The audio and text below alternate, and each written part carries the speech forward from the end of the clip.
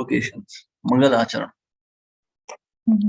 So Mangal Acharan means invoking the auspiciousness or invoking the blessings of these great personalities. तो यदि आप पंचतत्व मंत्र करना चाहते हैं तो क्यों करना चाहते हैं? क्योंकि हम उनकी ब्लेसिंग ले रहे हैं। यदि आपको चाहिए तो आप कर सकते हैं, यदि चाहिए तो नहीं भी कर सकते हैं। चाहिए तो चाहिए, तो जरूर चाहिए। So that's always your choice. ठीक है जी। Today somebody brought it up to me that I read in the Bhagavad Gita, then I end with a round of chanting, but I don't do Panch Tattva mantra. So they brought it up that, always before chanting, you should read Panch Tattva mantra. तो मैंने सोचा मैं पूछूं ऐसे क्यों करते हैं? हाँ, ठीक है। Yeah. Thank you. Thank you. Very good.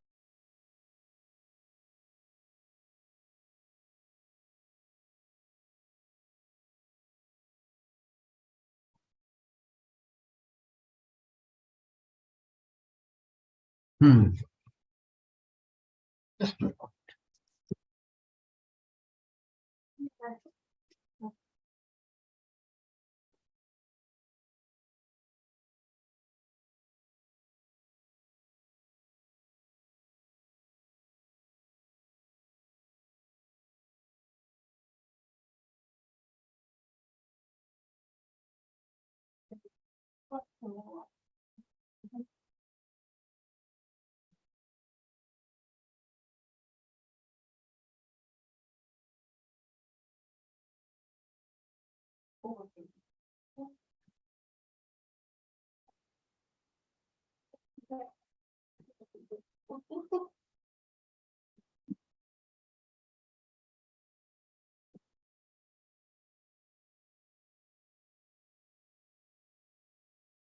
So, shall we start?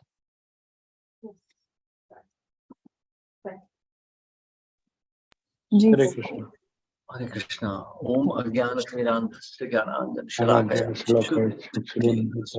Tasmai Shri Gurave Namah. Om Vishnu Padaya Krishna Pristhaya Bhutale Srimate Bhakti Vedanta Swami Nityanamane Namaste Saraswati Gauravani Charane Nirvishesha Shunyavadi Shri Krishna Chaitanya Prabhu Nityananda Shri Advaita Gadadhar Shivasari Gaur Bhaktivinoda Hare Krishna Krishna Krishna Hare Hare Hare Ram, Ram Ram, Hare Hare. Yeah, so text 21 we will do, right? जी करोगे। Om Namo Bhagavate Vasudevaya.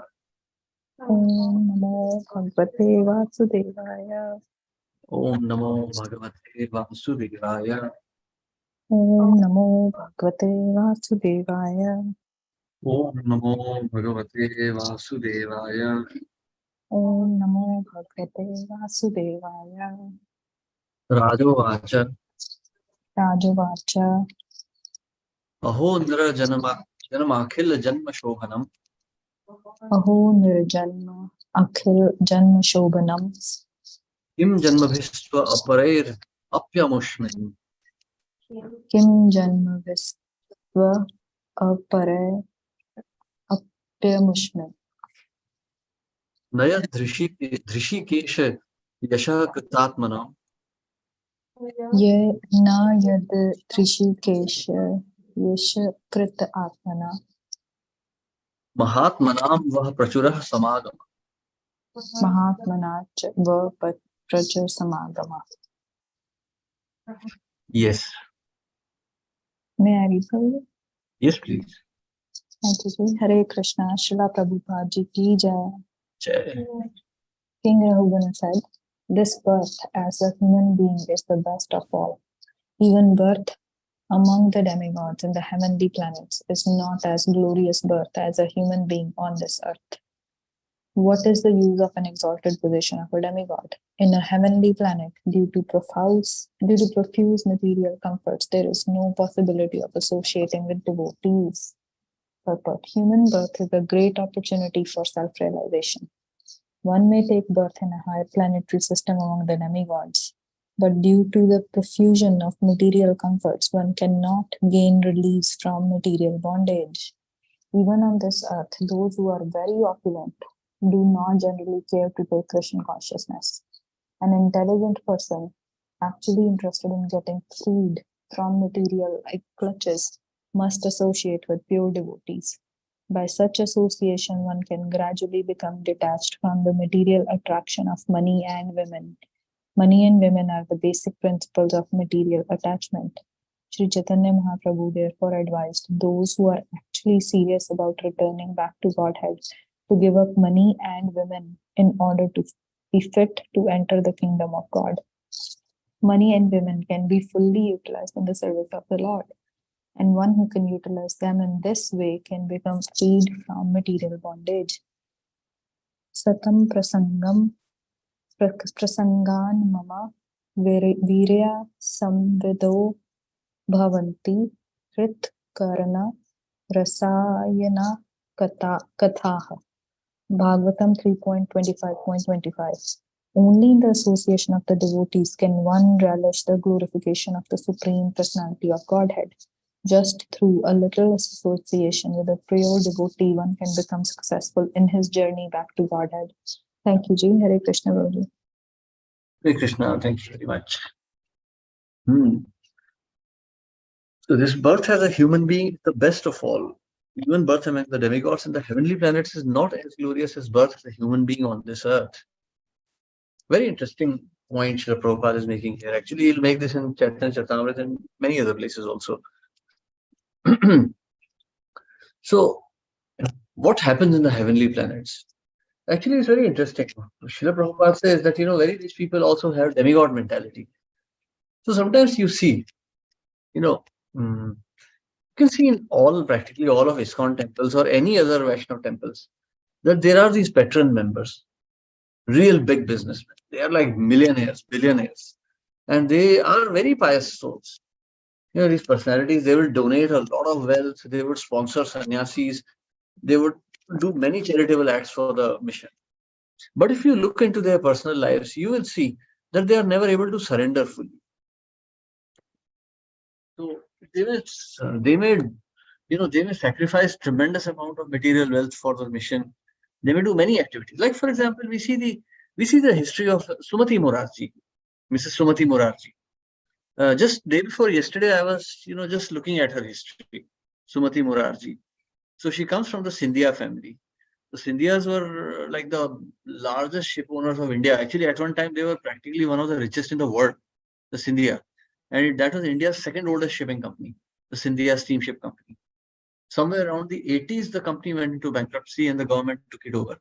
But Mrs. Sumati Morarji remained the president emeritus till the very end. So she was fabulously wealthy. And we can see her level of piety. She practically became the bedrock of ISKCON. It's because of her that we are here today. But she herself never surrendered to Prabhupada. So we may think like we can glorify Srimati Morarji and she was a glorious personality, but she never became, say, like Yamuna Mataji or any other Mataji of ISKCON. She never really accepted Srila Prabhupada as a spiritual master. She came from the Vallabh Sampradaya. She liked Prabhupada. She encouraged Prabhupada to preach and do everything, but she never took to Prabhupada's teachings herself. Why does that happen? Now imagine a personality like Srila Prabhupada stays in your house and he studies and he reads Bhagavatam every day and you don't accept him. What could be the reason for that? She had such level of piety that she sponsored Prabhupada's trip and stay in US, but she never took to Prabhupada. That is demigod mentality. The demigods, they live with Krishna. They can see Krishna, Lord Upendra or Vamanadev. He is a brother of Indra. And yet Indra is not able to surrender to him. We see this in the story of Gop Kumar, Brihad Bhagavatamrita Volume 2. We see the same story. That Gop Kumar is living in Swargalok with Indra. And he's very much loved and welcomed by the demigods there. And he's very, very happy to see Vamandev when he comes. But he also realizes that Vamandev stays for a very short while and then he goes away. So he feels very unhappy that he's not able to attain the audience of the Lord for a very long time. This is demigod mentality.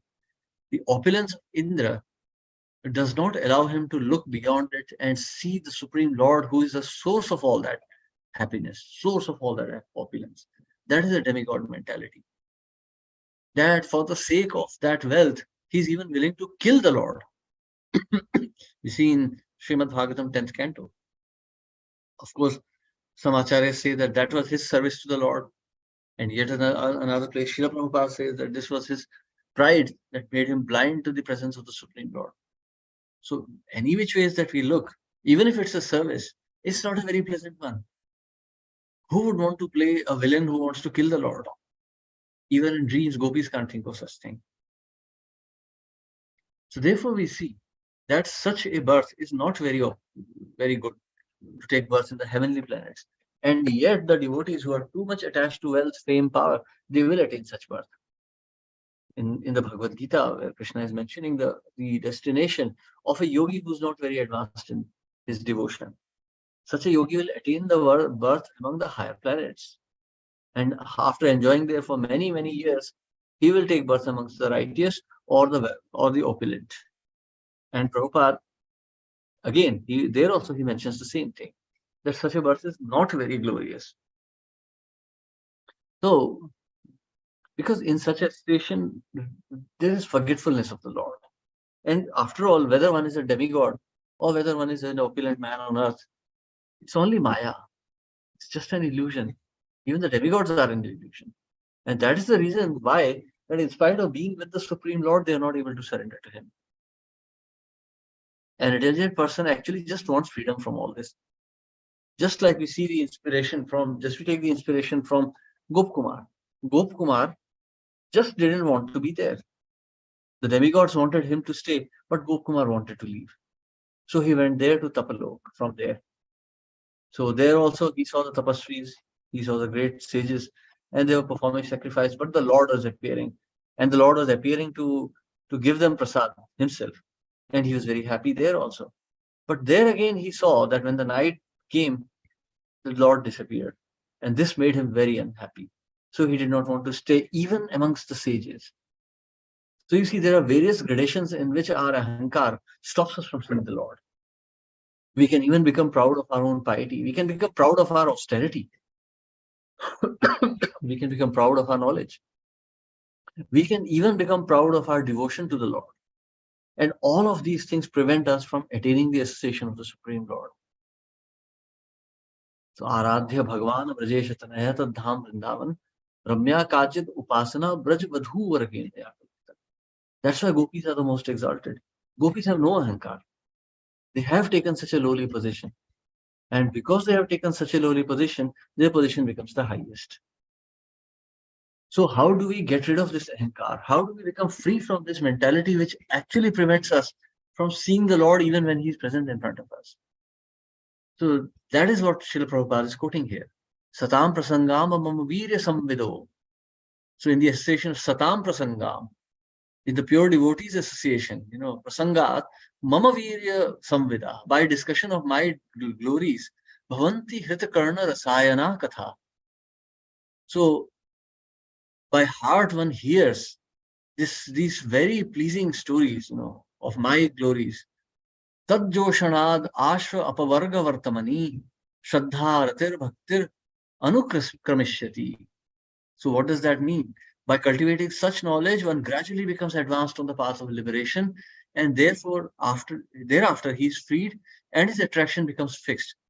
Then real devotion and devotional service begin. So why do we take association of the sadhus? Sadhu sangha sarva shastra kahe, labo matra sadhu sangha sarva siddhi hoye. So why do we take, or rather, how do we take association of sadhus? So satam prasangam mama virya samvido bhavanti kritakarna rasayana katha. Always hearing the glories of the Lord. Sadhus will never discuss how glorious they themselves are. Oh, look at me, I am so humble. Yesterday I saw an old woman and I offered obeisances. That's not what a sadhu will discuss. Sadhu will never say, Prabhu, I invited 100 Vaishnavas yesterday and I fed them sumptuous prasadam. Sadhus don't look like this. This is the mentality of a devata, a demigod. A sadhu understands that everything belongs to Krishna, so there is nothing glorious in feeding the Vaishnavas. It's theirs only. A sadhu sacrifices everything. What is a sadhu's mentality? Manasa deha geho jo kichu mora, arpilu tuya pade nanda kishora. Mare bhi rakhe jo ichha tohar, nitya dasa prati tuya adhikar. That is the mentality of a sadhu. So, by association of such sadhus who are only interested in glorification of the Lord and not themselves, one can gradually come to the platform of Krishna consciousness.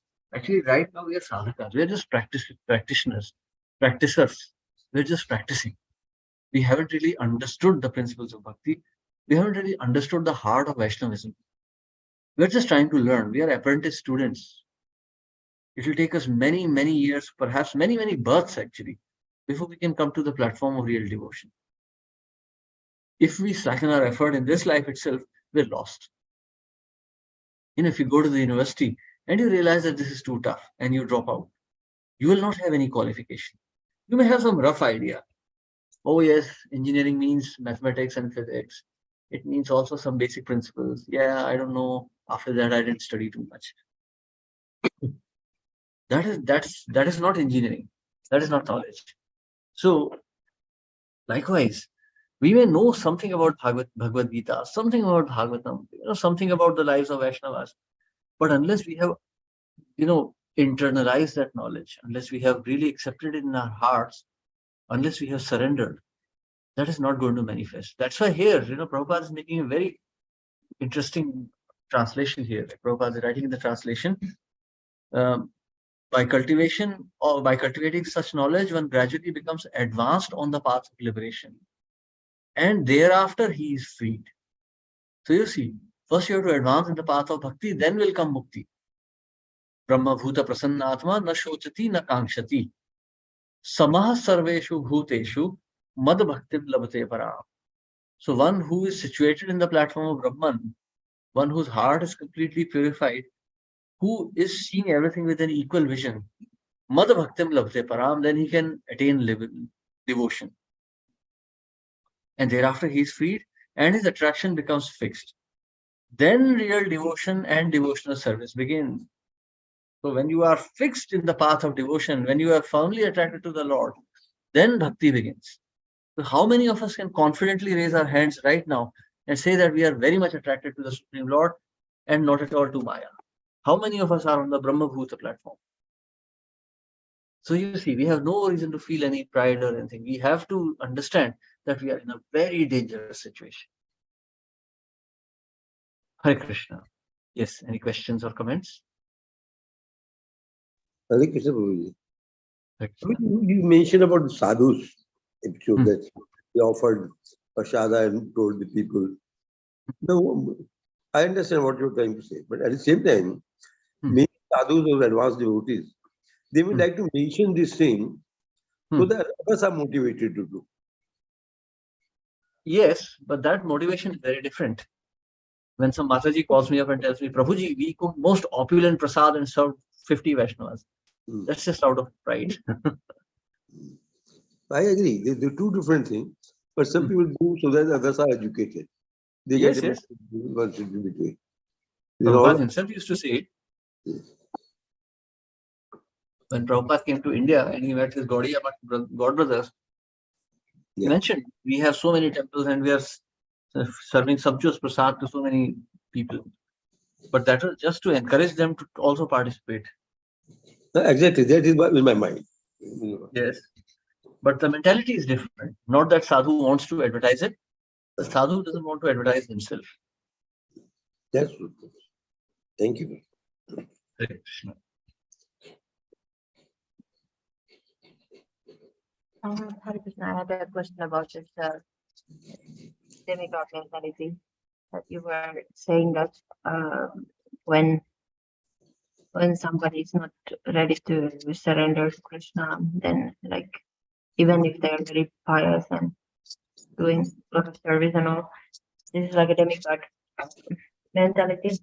So how does it then work that okay, the demigod needs to like take a birth on the earth, isn't it? That he can go back to Godhead, because from that way they can serve Krishna, if they are here in the heavenly planets, they are enjoying so much. So here they can maybe realize Krishna easier in that sense.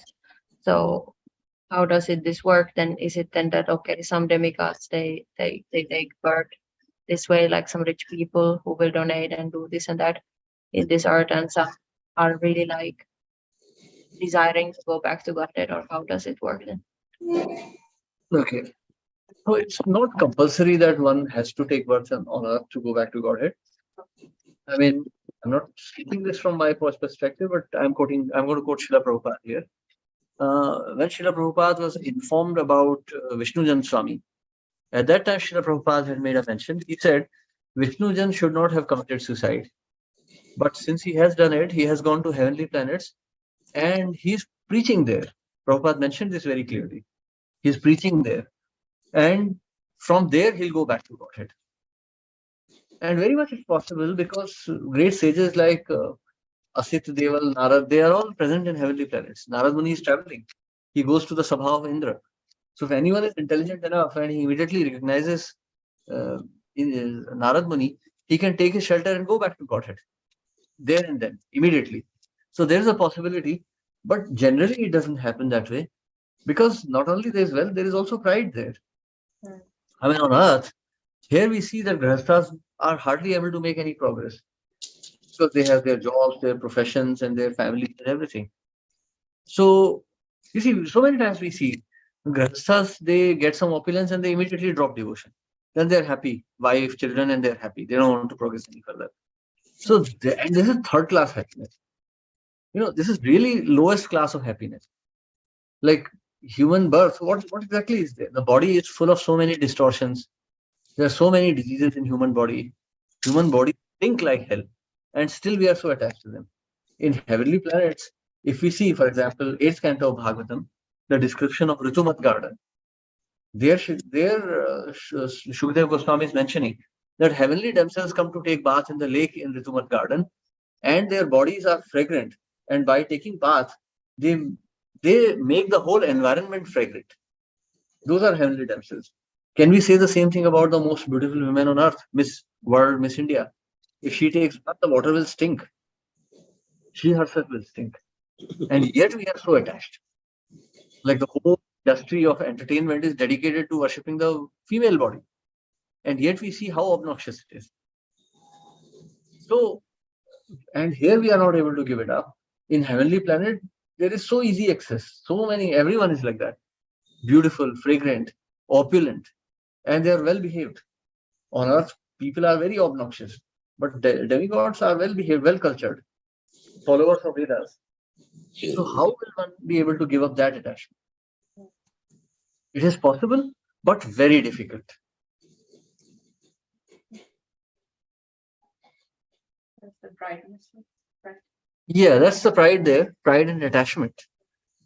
Also, there is one important thing here.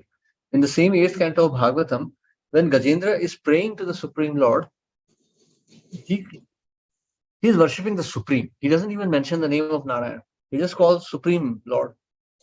So there, the demigods are also hearing his prayers. In fact, all the demigods are looking at his fight in astonishment because the crocodile and the elephant, they fought for 1,000 years.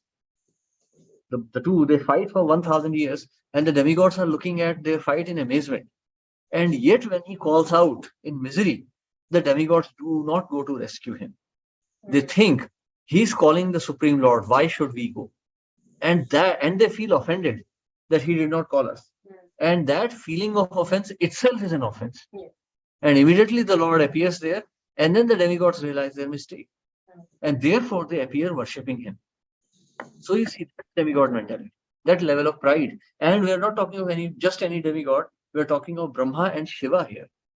So you see how dangerous the position of a demigod is. And when we do not practice devotion properly, we are bound to land up there. Because that's the way Krishna rewards. Okay. So we continue. Text 22. Hare Krishna, Prabhuji. Prabhuji, just what you mentioned now, no, that the demigods gods felt offended that Gajendra didn't call out for help to them and called out to the Supreme. So when we also pray to the Supreme, do the demigods feel that? Why not? So they Why feel not? offended. Okay. They may feel They- offended. Not Ah. that they do. See, Hmm. that was just one case. Gajendra was in a heavenly planet. Hmm. We are already we are lying in filth. Bombay is literally a filthy city. It's like a garbage dump. So we are living there. So we call out to the Lord. Yes, it's perfectly fine. So don't become afraid of demigods. That's why we say, you should respect the demigods, but worship the Supreme Lord. Hmm. But means I always had this understanding and I was told that the demigods are always happy when we pray to the Supreme Lord because he is their Lord also. So they don't feel offended. But what you said now was slightly contradictory. That's why I wanted to understand, okay, what exactly is the thing? Okay. Now see, there is no contradiction really. See, there is a little bit of a difference here. I think I should have mentioned this particular subtlety up front. We should not, Krishna says, Kamastaister Hrita Jnana Prapadyante Anya Devata. So Kamastaister Hrita Jnana, one whose intelligence has been stolen by lust. What does lust mean? Enjoying one's own senses. So if I'm hankering for a wife, for some children, for wealth, for home, then my intelligence is already lost. Then demigods may feel offended.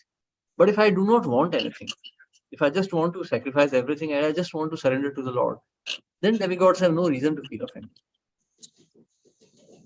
Acha, in other words, like what we are supposed to ask of the demigods, if instead of them we are asking the Supreme Lord, then they feel offended. They may feel offended. I mean, not that they feel, they may. Like in case of Gajendra, he was in a heavenly planet. So they were naturally, they were like his neighbors. I mean, he was in the planet of the ocean of milk.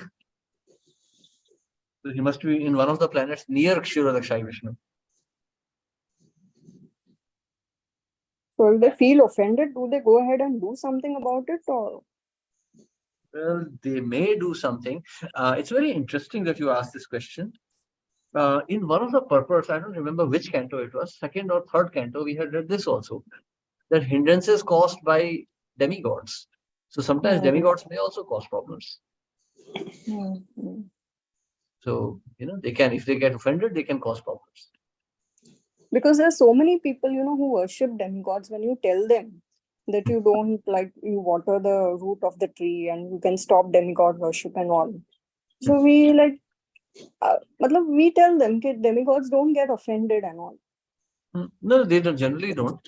So, then the point is that one should not be, hankering for material gains. That is the duty of demigods. Like, for example, I'll give you one example. Now, suppose you are the head of your department, your ophthalmology or optical surgery department. Now, imagine you are the head and you are the authority for everything, say medical provisions or operation theaters or something. And I come to your hospital, I greet you, and then I just go to the dean, the chairman, and I say, okay, hey, please give me a letter. And he writes a letter and I come and say, hey, get this done for me. You will do it. But you don't feel very happy about me. I've jumped over your head. I could have just asked you. So I have kind of defied your authority. So there's a possibility. After all, demigods are also, on material platform. They're living entities like us. They have ahankar. But then Prabhuji, one more thing. Bhagavatam is also saying that akama sarva kamova moksha kama udarati tivrena bhakti yogena vijeta purushata. So what Bhagavatam is not mentioning, that also you have to understand. You have to understand the subtext here. The demigods may get angry. You should not become afraid of that. So the demigods will get angry. You're worshipping Krishna and you're not worshipping them. They may get angry. They may take away your family life. They may take away your wealth. then you should be brave enough to worship the Supreme. Like Prahlad Maharaj. Who was his father? His father had taken away the seat of Indra. So his father was more powerful than demigods. He was very angry when Prahlad was worshipping the Supreme Lord. Hmm. So you should be ready for that. That's why we say akamaha sarva kamava mokshkam udarati. Whatever you want to ask the Supreme may decide what is good for you. And the Supreme will also protect you, na? If any such thing does happen also. He will protect your spiritual life. Hmm. Please understand that. Hmm. You remember the life of Srila Prabhupada? Hmm. So you see. Hmm. Okay, Prabhuji. Thank you so much. Hare Krishna.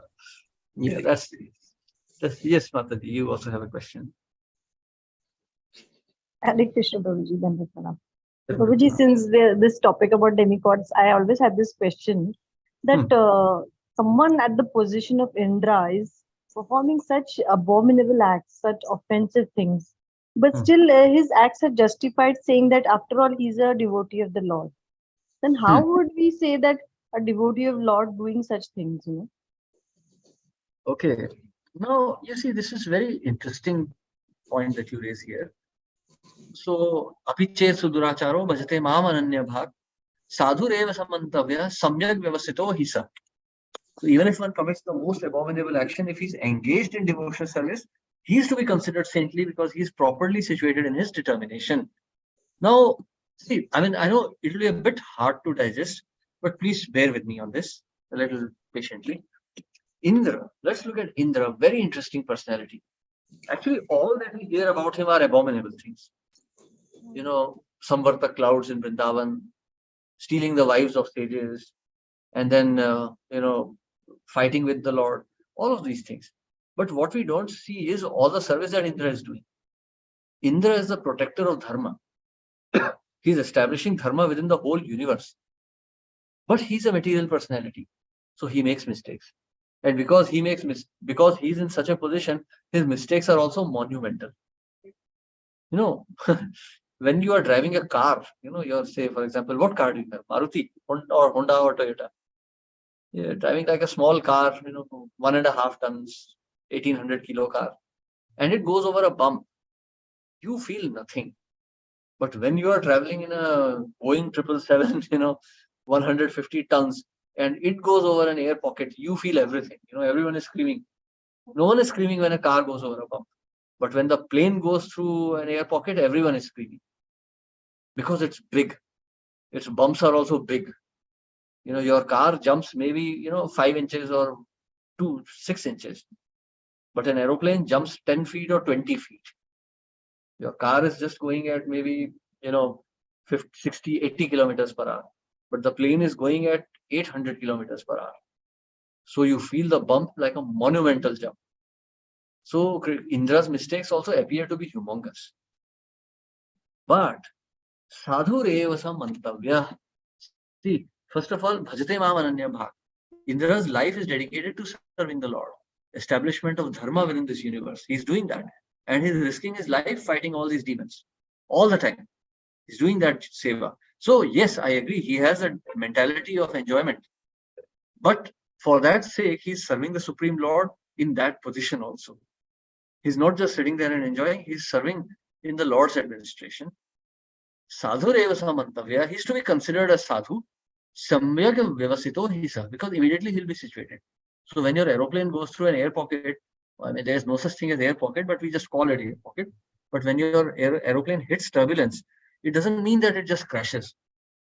When you have traveled from Bombay to Calcutta, Bombay to Delhi by flight, you have seen turbulence many times. But the aeroplane doesn't fall down. Not that there is some bad weather over Bombay and the plane just crashes. No, it goes through that air pocket, but as soon as the weather is stable, the plane comes back to its path. It is maintaining its course. So these great demigods like Indra, they're also maintaining their course. Not that he just runs away. Okay, then he just starts chasing all the wives of the sages or fighting the Lord wherever he sees him. No, mistakes he makes. His consciousness is covered over by the presence of Krishna. In fact, that is Krishna's pastime. Krishna covers over his intelligence just to show. And we can actually see this is the humility of Indra. that he takes up such an abominable seva. He plays the fool in front of Krishna. So that is Indra's position.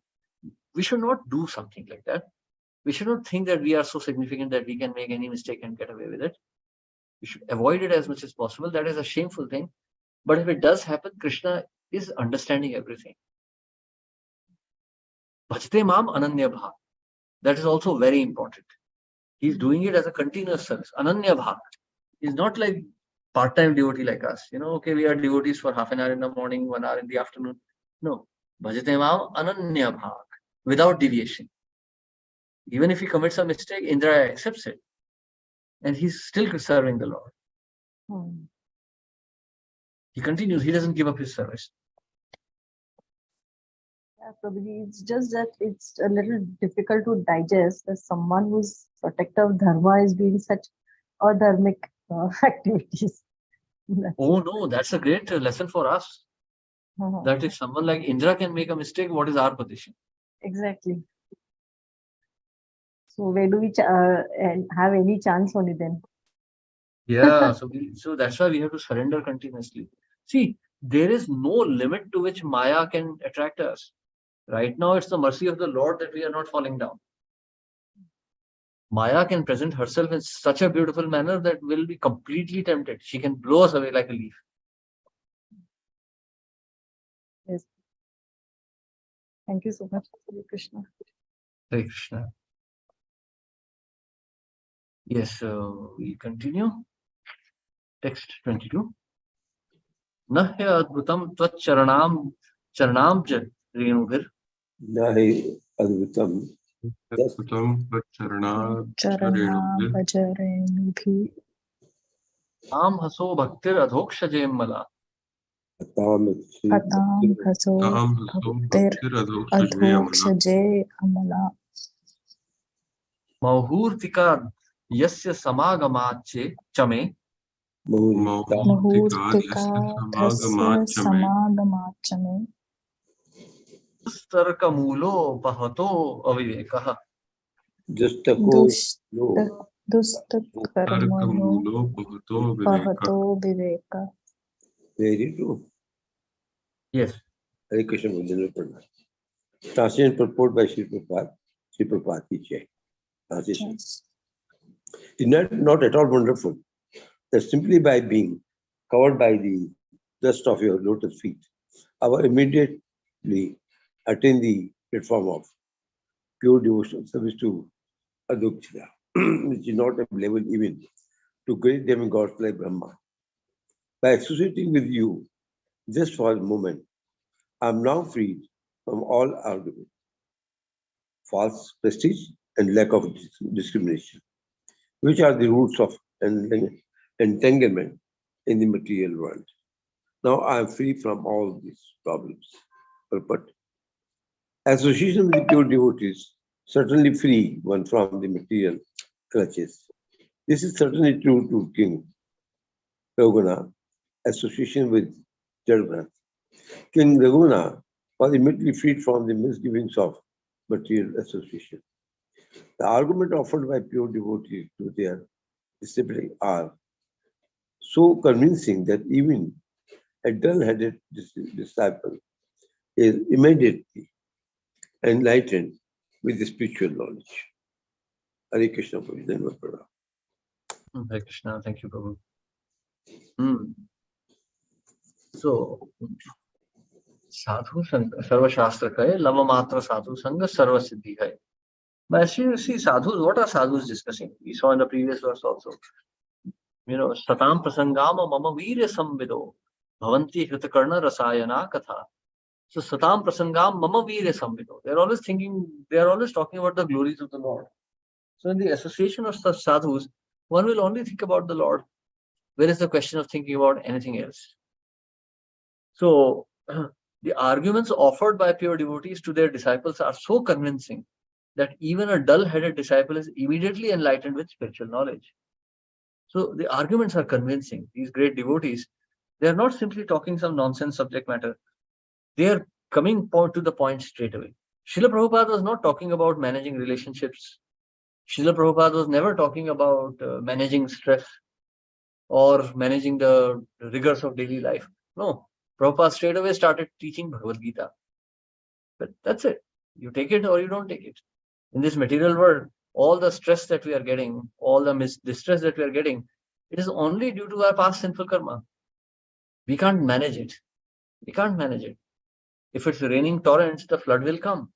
We can't stop the floods. Simply, we can't just put some wall and stop the flooding.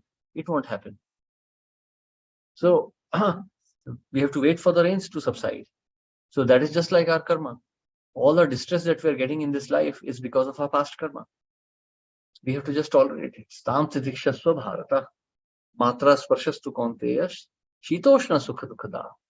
So matra sparshastu kaunteya, simply because you come in the material world, you are suffering.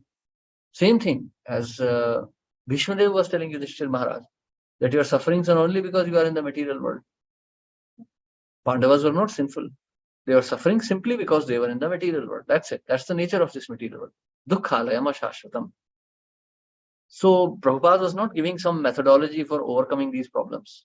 No, relationship management, 7 steps to having a happy married life. No, Prabhupada never taught these things. Prabhupada came to the point straight away. Bhagavad Gita Bhagavatam. The root of all your misery is your material existence. Try to dissipate it. Try to get rid of it. Become spiritual. Tamasa ma jyotirgamaya. Asato ma satgamaya. Mrityor ma amritam gamaya. This was Prabhupada's policy. So when we live with a sadhu like this, gradually we see the error of our ways and we become purified. We really have to meditate on this. Trust the mercy of Krishna. That's what sadhus are telling us. By associating with sadhus, we are able to overcome the lamentation of this material world. Material world means lamentation. Don't try to overcome it. You see your parents are getting old. Oh, now I must get married and I'll have my own children. Then I'll not be alone. No, that is a fool's philosophy. It's not going to work. If your parents are dying, your wife will also die, your children will die, or you will die. In any case, you will be alone. So why are you not understanding what is the cause of this loneliness? The cause of this loneliness is material existence, not a lack of wife or lack of children. That's not going to work. You may work very hard to protect your wife and children and husband and whatever. You can't protect. And when that protection is finished, when Maya takes away everything, you will be heartbroken. You'll be finished. So why not understand that? That is what sadhus are discussing. That is sadhu sangha. Sadhu's Vani is always harsh. It sounds harsh to us because we are on material platform. When I had a small surgery 2 years ago, I had severe infection in my leg. And the doctor gave me anesthesia. It did not work. So the surgery had to be done without anesthesia. It pained. It was terrible pain. And I was just thinking of this. This is material infection. The anesthesia is not going to work. So it hurts, but I wasn't like cursing the surgeon, to hell with you, putting me through so much pain. No, it was my mistake. I had the infection. Surgeon was just trying to cure me. The surgeon's implements felt harsh to me because I had the infection. It's not that the surgeon was catching me on the street and cutting up my leg. No, she was just doing it because I had the infection. She was curing me. It was very painful. It was very harsh, but it was for my benefit. That is what a sadhu is. Sadhu sounds harsh to us because we have the infection of Maya in our hearts. Until that infection is gone, sadhu will sound harsh. But the harsher the sadhu's Vani is, the more is our infection that we should understand. See, so many people used to come for our Bhagavatam, 40, 50 people. But the moment we discussed about material nature, like 40, 50, no, 70% of them ran away. Why? 80% ran away, right? They can't tolerate this. They are too addicted to Maya. They can't take to sadhu's Vani. They can't take to Srila Prabhupada. So many devotees, so-called devotees, are criticizing Srila Prabhupada. Prabhupada's own disciples are criticizing. And these are big personalities I'm talking about. Prabhupada didn't know this. Prabhupada didn't do this well. Prabhupada did this. Prabhupada did that. Because you see, Maya is very powerful. Maya can, infect the heart, and then the sadhu himself seems like a thorn to us. So you see, but sadhu is not wrong. Krishna is not wrong. There is some problem, that's with us. So we have to cure that. A wise man tries to understand it. See, Rahugan is a perfect example of a wise man. Rahugan is no fool. He's not a fool. As soon as he sees Jada Bharat's real character, he surrenders immediately. Rahugan is not sitting there cursing Jada Bharat, that, nonsense, I'll just now imprison you, you foolish man. No. As soon as Maharaj Bharat is speaking, Jada Bharat is listening. So actually, if you want to take any lesson from here, I would advise you to take the lesson of Rahugana, actually. And you see, such beautiful verses he's singing now. We are like Rahugana. We are in the position of Rahugana. And we should act like Rahugana. So actually, the exalted personality here is Rahugana. Jada Bharat is a liberated soul. But Rahugana is an exalted personality that he surrenders to a sadhu. And you can imagine how much he's sacrificing here. He's sacrificing his false ego, his position as a king. In the next verse, you see, I offer my respectful obeisances unto the great personalities, whether they walk on earth's surface as children, young boys, avadhutas, or great brahmanas. Even if they are hidden under different guises, I offer my respects to all of them. By their mercy, may there be good fortune in royal dynasties that are always offending them. So you see, so it is not that we are respecting some personality, we are respecting the tattva, the sadhu, the guru tattva that sadhu represents. That we have to respect. Okay, so we stop here today. Any questions or comments? Okay. And we stop here. Thank you very much. Hare Krishna, Srila Prabhupada ki jai. Thank you.